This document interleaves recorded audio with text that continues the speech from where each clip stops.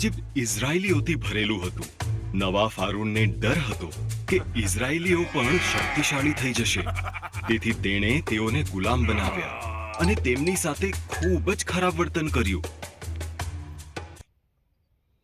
ફારૂને આદેશ આપ્યો કે ઇઝરાયલના બધા નાના નર બાળકોને મારી નાખવા પડશે. એક મહિલાએ તેના બાળકને ટોપલીમાં નાખી અને તેને નદીના કિનારે સંતાડ્યો. તેની બહેને તેના પર નજર રાખી. ફારૂનની પુત્રી નદીના કાંઠે નહાતી હતી.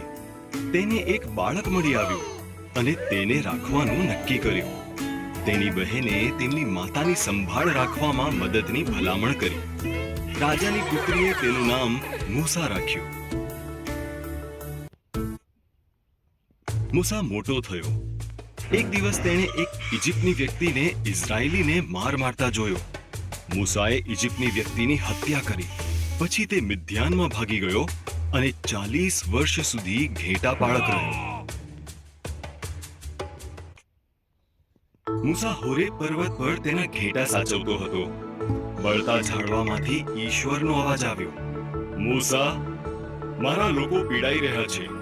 મેં તેમને મુક્ત કરવા માટે તને પસંદ કર્યો છે. હું નહીં કરી શકું. મૂસા રડી પડ્યો. હું તને મદદ કરીશ. ઈશ્વરે વચન આપ્યું, તારી લાકડી નીચે ફેંકી દે. મૂસાએ તેમ કર્યું. તે સાપમાં ફેરવાઈ ગઈ. જ્યારે તેણે તેને ઉપાડી ત્યારે તે ફરીથી લાકડી હતી.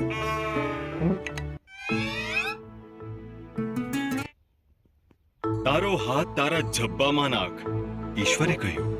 મૂસાએ કર્યું. તેણે જોયું તે રોગથી ભરાઈ ગયો હતો. જ્યારે તેણે ફરીવાર તેમ કર્યું, તે સાજો થઈ ગયો. ફારૂનને એ બતાવ, ઈશ્વરે કહ્યું. મૂસાએ કહ્યું, હું સારો વક્તા નથી. ઈશ્વરે કહ્યું, હું તને તે શબ્દો આપીશ. તારો ભાઈ હારૂન મદદ કરી શકે. તેથી મૂસાએ ઇઝરાયલીઓને મુક્ત કરવા માટે ફારૂનને કહ્યું,